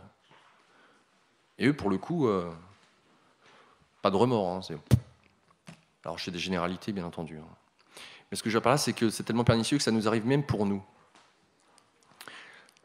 Je parlais de ma grand-mère et de ce qu'elle avait inculqué à mon père, de ce qu'elle nous avait transmis. Et donc, c'est pas bien. Nos visions individuelles, telles que vous envisagez la vie, déjà, vous êtes toujours dans le doute. Est-ce que c'est bien ce que je pense? Est-ce que c'est bien les valeurs qui m'animent? Est-ce que je suis une bonne personne? Et puis des fois, on vous a tellement inculqué cette idée qu'il est bon de souffrir que vous vous faites mal inutilement. Réellement. Parce que avoir mal, messieurs, c'est à vous que je parle surtout, là. C'est une bonne chose. Vous êtes virils, vous êtes des hommes. C'est bien. Et puis ça nourrit l'ego. Ah oui, j'ai mal là. Mais regarde, je tiens bon. Je peux y aller. Je suis un bon père de famille. J'assume. Donc cette notion d'aller au charbon, entre guillemets, et de se faire souffrir, a été valorisée dans notre société. Incroyable mais vrai. Incroyable mais vrai. Et donc, moi, mon travail, au fur et à mesure de ces années, ça a essayé de me délester de ce qui ne me sert pas, de ce qui ne me correspond pas, qui n'est pas moi. Moi, c'est l'enfant intérieur qui a envie de la joie, qui a envie de s'amuser, de se faire plaisir avec les autres, parce que tout se fait dans le partage, hein, bien entendu. Et la méditation peut vous amener, et les thérapies, quelles qu'elles soient, de développement personnel, choisissez, il y a plein d'outils, choisissez, peut vous amener à reconsidérer ce que sont les maux du corps, les maux de l'esprit, et d'accepter de vous en débarrasser, de revenir à l'essentiel. Vous n'avez pas besoin de souffrir. Le bonheur frappe à la porte. Vous ouvrez la porte. Coucou, je suis le bonheur. Est-ce que je peux rentrer? Qu'est-ce qui se passe si le bonheur rentre dans votre vie? Est-ce que vous êtes prêt à l'accueillir? Et bonheur, j'entends simplicité. Chose essentielle. Pas le superflu, l'essentiel. Est-ce que vous êtes prêt à l'accueillir, ça? À moins que vous avez besoin de nourrir encore le fait de vous battre, de devoir vous battre contre quelque chose d'extérieur. Dans la conscience que j'ai pu avoir, de ce que j'en crois aujourd'hui, c'est que nous sommes tous issus de la même source, le point comme un. Tous issus de la même source. Et pour moi, c'est une réalité tangible que nous sommes tous reliés. Jung, disciple de Freud, avec l'inconscient collectif, parlait de l'inconscient collectif. Les synchronicités, regardez ces hasards qui n'existent pas. Pensez à un ami, le téléphone sonne, tiens, je pensais à toi. Vous vous retrouvez à l'autre bout de la France, vous rencontrez quelqu'un de la famille, un ami, des circonstances comme ça, des heureux hasards, vous pensez à quelque chose dans votre voiture, vous vous dites, ah là, j'ai un problème, j'ai ça, ça, ça, et puis, est-ce que vous faites attention à la musique qui passe, à la chanson qui est en train de passer, qui est en train de répondre à votre problématique? Ces petits heureux hasards qui sont là pour, comme le petit pousset qui met ses petits cailloux blancs comme ça le long du chemin, ils sont là pour vous aider. Mais vous êtes trop dans le mental pour voir. Il n'y a que l'instant présent, l'attention au corps qui peut vous apporter la solution, ou les solutions. Parce que là, vous êtes branché, l'antenne. Votre antenne intérieure, elle est là, elle capte vos informations intérieures, l'intuition, et vous allez avoir vos réponses à vos questions. Vous avez une problématique, mais quelque chose qui, dans la vie, vous tracasse réellement, d'un point de vue individuel, j'entends. Faites silence. Ne pensez pas à la problématique. Ouais, la solution, elle vient quand on ne la cherche pas. Ne pensez pas, faites silence en vous. N'attendez rien. Et vous allez voir, comme par miracle, les réponses. Mais que vous n'auriez même pas envisagé, même pas imaginé. Parce que vous aviez verrouillé. Pour vous, la réponse se trouvait forcément dans ce cadre. Toujours des cadres. Toujours avec des étiquettes de ce que vous croyez connaître. C'est des croyances. Mais les cadres sont là, sont mis en place pour être dépassés, transcendés à chaque fois. Les institutions, si elles nous servent à un moment donné de notre histoire, c'est à un instant T. Et ça fluctue, ça évolue. Nous évoluons. Nous sommes la vie. Tout évolue, tout change continuellement. Pourquoi vouloir figer les choses ? Et il n'y a que dans ce silence intérieur que les solutions peuvent apparaître, pas autrement.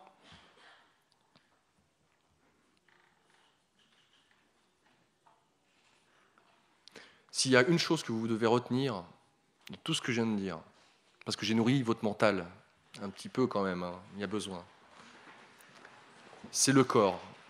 L'attention à votre corps et la nourriture que vous lui donnez, à tout point de vue. Et dès le moment où vous travaillez sur vous-même, vous vous lâchez de croyances, de conditionnements qui ne vous servent plus. Ça ne veut pas dire que vous n'allez plus avoir de croyances. Ça veut juste dire de lâcher des croyances qui ne vous servent plus maintenant. Et les énergies cosmiques sont là présentement pour nous aider à ça. Et que cette crise que nous vivons, systémique, nous invite à sortir du cadre. Et ce n'est pas par le système tel qu'il est qu'on va sortir du cadre. Et pour moi, ça passe par un retour à la Terre. Parce que le système, son but, c'est déjà d'une part que vous soyez coupé de votre corps, et d'autre part, c'est de vous faire peur. Là, je vous envoie à Naomi Klein et la théorie du choc, la stratégie du choc. Merci. Et ce qui s'est passé en Argentine, ce qui se passe en Grèce, la Grèce, symbole de l'Europe, intéressant quand même. Tout vient de là, et c'est lui, ce pays-là, qui est touché en premier. Et j'avais raconté, je vous le raconte si jamais vous ne la saviez pas, à la revue de presse avec Pierre Jovanovic, les synchronicités, parce que Pierre aime bien justement jongler avec les mythes et légendes, notamment athéniens, ou de la Grèce antique. Comment s'appelle ce bateau qui a échoué près des côtes italiennes ?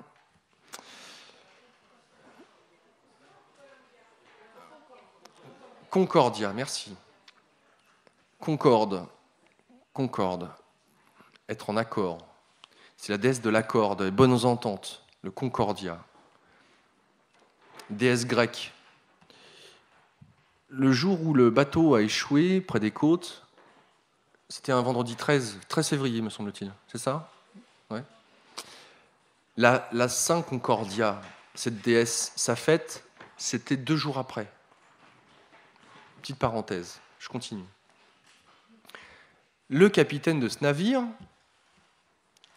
au sein duquel se trouvaient toutes sortes de nationalités différentes, de gens qui parlaient toutes sortes de langues différentes, le capitaine du navire était ailleurs. Incroyable mais vrai, le capitaine du navire était ailleurs au moment où ce bateau fait naufrage. On lui demande de revenir. Capitaine ! Oh non. Je préfère être là où je suis, là, à terre. Bonne chance, les gars. C'était une panique totale, radicale. Et ce qui est très intéressant, c'est que chaque niveau du bateau avait le nom d'un pays européen.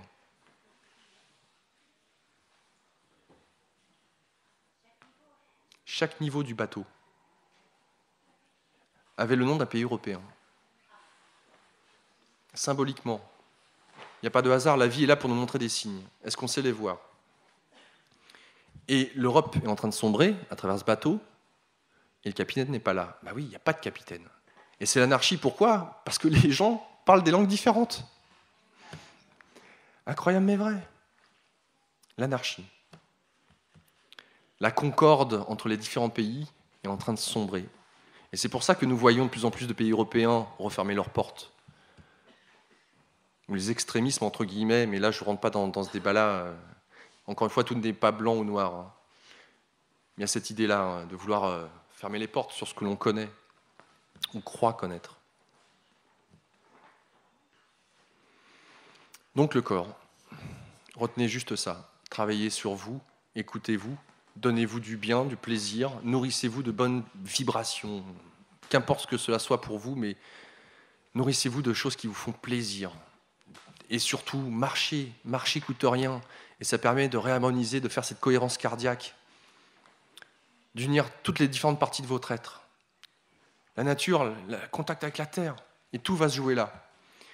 Parce que les institutions en question vont faire en sorte de nous infliger un peu un monde à la Orwell, 1984, de verrouiller tout ce qui fait la communication, Internet certainement aussi, et le retour à la terre.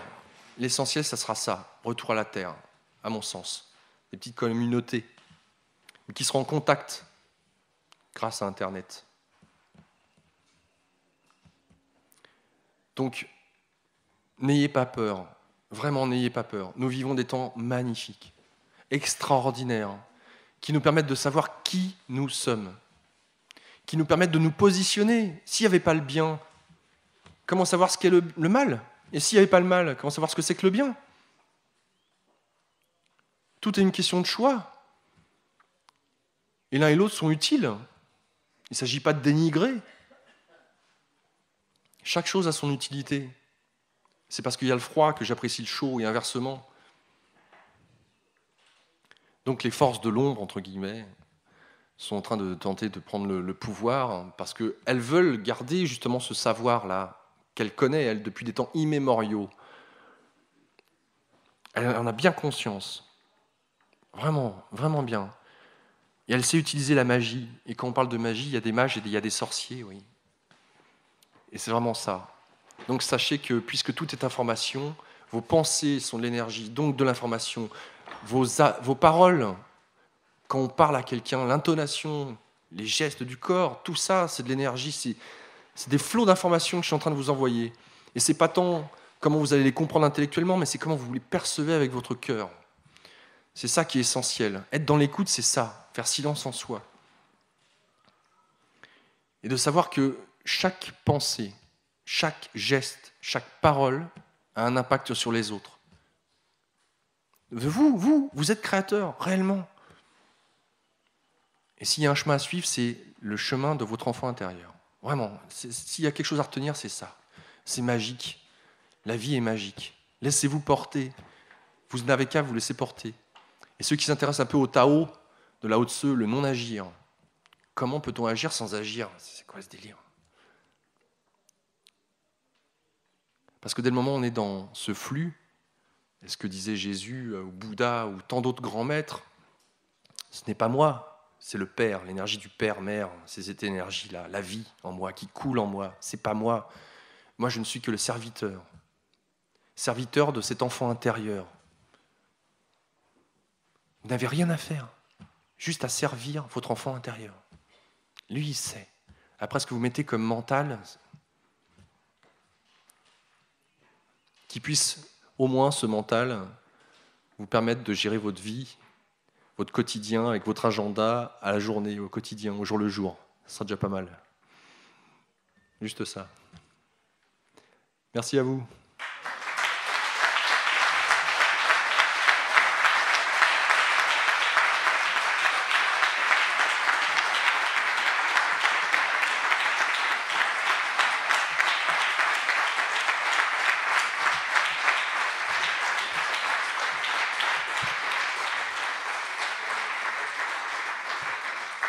Alors, je veux bien répondre à vos questions, potentiellement. S'il y en a qui veulent ou pas, je ne sais pas.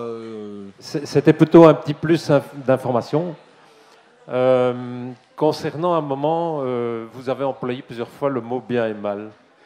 Pardon ? Et moi, plusieurs fois, vous avez employé le mot bien et le mot mal. Et en fait, là, on est de nouveau dans la division. Alors, je me demandais pourquoi est-ce qu'on ne changerait pas ce truc qui nous vient du judéo-christianisme, entre autres, par harmonie, disharmonie. Je prends un exemple. Vous avez un jeune malfrat qui prend en otage une personne. Un policier arrive, tue le jeune malfrat. Alors, pour la personne qui était otage, c'est bien ce qu'a fait le policier. Pour la mère du jeune malfrat, c'est mal ce qu'a fait le policier. On a déjà divisé. Par contre, tout le monde est d'accord pour dire que c'est un acte ou un fait disharmonieux. Et puis alors après, évidemment, moi, ce que je prône toujours, c'est quoi que vous fassiez dans la vie, quel que soit le temps, le moment, faites-le avec harmonie. Faites-le avec harmonie. Recherchez tout. Dans tous vos métiers, dans tout ce que vous faites, si vous cherchez l'harmonie, même en faisant la cuisine, même en vous promenant, si vous cherchez l'harmonie, vous allez toujours, à un moment ou à un autre, vous retrouver votre équilibre et se retrouver quelque part, ce que j'expliquais tout à l'heure, en communication avec la vraie source, c'est-à-dire nous tous.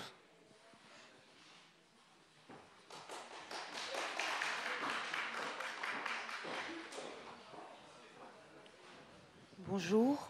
Je voulais savoir, parce que vous n'avez pas répondu à la question, le Vipassana. Vient de qui? Qui a inventé le Vipassana? En fait, c'est Bouddha, Gautama Siddhartha, qui a créé cette pratique. Et il l'avait enseigné à l'époque, il y a 2500 ans de ça, dans toute l'Inde, et ça s'était répandu. Il y a eu beaucoup d'enseignants qui sont partis par la suite dans toute l'Asie pour enseigner cette pratique. Et chaque étudiant, élève et nouveau maître qui a eu cette pratique, qui l'a transmis en Chine, au Japon, et dans toute l'Asie, a été plus ou moins modifié au fil des temps et au fil des élèves et de ceux qui étaient le réceptacle de cette pratique. Et elle a été gardée intacte dans sa pratique en Birmanie, jusqu'à ce que, alors en Birmanie, au-delà de la dictature, ça n'a pas toujours été le cas, il y avait bon nombre d'émigrés indiens qui vivaient en Birmanie, qui étaient donc d'origine indienne. Et parmi eux, il y avait une famille et un homme qui s'appelle S.N. Goenka. Et cet homme, à 20 ans, il était déjà milliardaire. Une riche famille venant d'Inde, vivant en Birmanie. Milliardaire. Seulement, il avait un problème de santé important. Il avait des migraines très lancinantes. Et vu qu'il était milliardaire, c'était pas trop un problème pour lui d'aller voir les plus grands spécialistes à travers le monde pour faire disparaître la migraine en question. Seulement, le problème, c'est que tous les grands spécialistes en question n'avaient pas de solution à lui donner pour faire disparaître ces migraines. Alors moi, je suis pas migraineux, mais j'en ai rencontré sur ma route, et apparemment, c'est quelque chose qui peut être très, très fort, très intense pour le corps. Et donc, il était un peu désespéré, dans le sens où, de surcroît, ces migraines étaient tellement fortes qu'il prenait des opiacés pour faire disparaître la douleur. C'est la seule alternative. Et les médecins lui disaient, de toute façon, si ce n'est pas la migraine qui vous tue, ça sera les opiacés, puisque vous allez devenir addict, drogué. Et donc, il était désespéré de ce côté-là. Et il y a un de ses amis qui, à un moment donné, lui dit « Tiens, tu devrais essayer d'aller au centre de méditation, là, qui se trouve en ville. Il paraît qu'il peut se produire des miracles en pratiquant cette méditation. Peut-être que ça peut t'aider. » Donc il décida de s'y rendre, et l'enseignant de l'époque, c'était un Birman qui travaillait au gouvernement birman, qui était ministre. Bon, c'est pas ce qui apparaissait en premier en tout cas. Et cet homme répond aux questions de S.N. Goenka. S.N. Goenka, les questions, c'était cette pratique méditative, moi je suis hindou, ça me pose un peu un problème. Est-ce que c'est compatible avec la méditation que vous proposez? Et le maître en question lui disait oui, nous c'est une technique. On vous enseigne une technique. Qu'importe votre religion, vous êtes le bienvenu s'il s'agit d'une technique. Ah bon, super alors. Et l'enseignant demande à S.N. Goenka, mais pourquoi est-ce que tu veux pratiquer? Et S.N. Goenka lui dit, voilà, j'ai des migraines impossibles, je suis sous opiacé, je veux m'en débarrasser. On m'a dit que votre pratique, votre technique pourrait me permettre de faire disparaître mes maux de tête. Et là, l'enseignant lui dit, là, je ne peux pas t'accepter. S.N. Goenka lui dit, comment, je ne comprends pas, je viens de vous demander si c'était un problème que je puisse venir vous voir et que vous m'enseigniez cette technique, et vous me dites là que vous ne pouvez pas me l'enseigner. Je dis non, c'est pas que je ne peux pas te l'enseigner, c'est que les motivations qui sont les tiennes, à savoir faire disparaître ton mal de tête, n'est pas une justification suffisamment importante pour que je t'enseigne cette technique. Cette technique permet de connaître qui tu es, de te débarrasser de la souffrance. dans tous les sens du terme, souffrance de l'être, pas souffrance physique. Si il y a disparition de la souffrance physique, ça vient en conséquence d'eux. Mais ce n'est pas ce pourquoi tu dois faire cette technique. Donc, je te refuse, ne viens pas me voir. Par contre, si tu changes d'avis plus tard, si tu réfléchis à la chose, et si tu as envie de changer, si tu as envie d'être plus heureux, dans ce cas-là, tu viens voir et je t'enseignerai la technique. Et c'est ce qui s'est passé. Et Sen Goenka, donc, a su par la suite de ce maître birman qu'il y avait une légende. Et cette légende disait que c'est Bouddha qui l'avait donné, il y a 2500 ans de ça. Il avait prédit qu'un homme, un Indien, retrouverait la pratique et la technique, et que cette technique se répandrait à la surface de la planète, au moment où l'homme en aurait le plus besoin. Siddhartha Gautama Bouddha. Et donc, cet Indien, quand il a appris sa technique, sa vie a changé, mais radicalement. Lui qui était milliardaire, hautain, qui n'avait pas de considération pour les autres, les faibles et tout ce qu'on peut imaginer des gens de pouvoir, s'est mis à changer radicalement.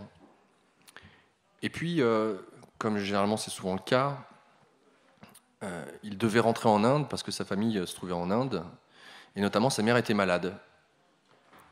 Et il a proposé à sa mère, à ses parents qui étaient hindous, de leur enseigner la technique pour justement faire passer peut-être les douleurs de sa mère, de ses parents. Et donc il a enseigné pour la première fois auprès de ses parents et puis de petits groupes d'amis qui étaient là. Et à la fin des 10 jours, ils étaient tellement éberlués par cette pratique, cette technique, de ce que ça leur avait apporté. Il dit mais faut que tu recommences, faut que tu l'enseignes, c'est incroyable. Puis fil en aiguille, comme ça, des groupes de plus en plus grands se sont constitués, puis des centres en Inde, et puis maintenant partout dans le monde. Un peu partout dans le monde. Et c'est une technique, et c'est ça le plus magique dans cette histoire, qui s'enseigne et qui ne vous coûte que ce que voulez-vous bien donner à la fin. Vous êtes nourri, logé, pour une semaine, 10 jours, vous apprenez une technique que vous pouvez appliquer au quotidien, et vous donnez ce que vous voulez.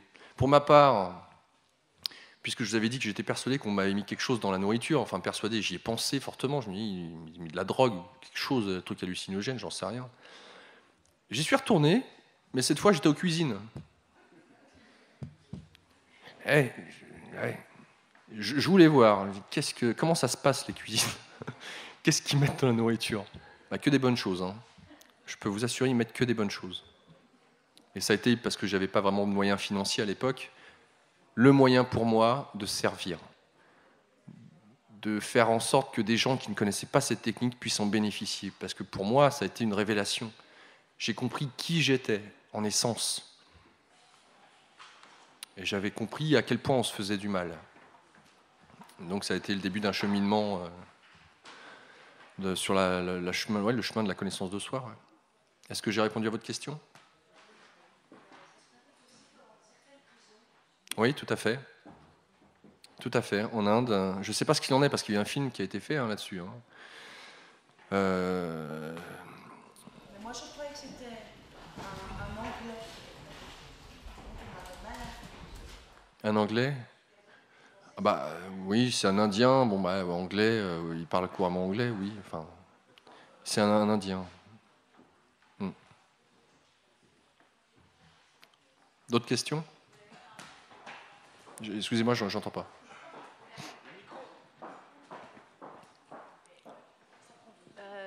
Vous l'avez fait en Inde ou en France ? En France, en Bourgogne. 2 heures de Paris, quelque chose comme ça.